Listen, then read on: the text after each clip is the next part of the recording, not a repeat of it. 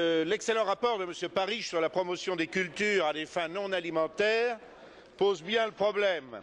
À l'heure où le prix du pétrole ne cesse de monter, où les réserves de gaz et de pétrole diminuent en raison des besoins croissants des pays émergents, il est utile de prévoir des sources d'énergie de remplacement. Les biocarburants dont nous appuyons depuis longtemps le développement répondent, quoique partiellement, aux besoins de l'économie agricole.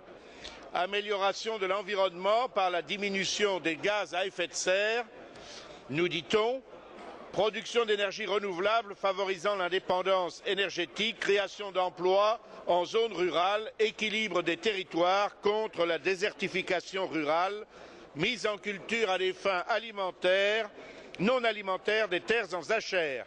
Cependant, un certain nombre d'interrogations demeurent. Comment parvenir à l'objectif ambitieux de 5,75% du marché en 2010 pour les biocarburants, alors que la France n'a atteint aujourd'hui, par exemple, que 1% seulement?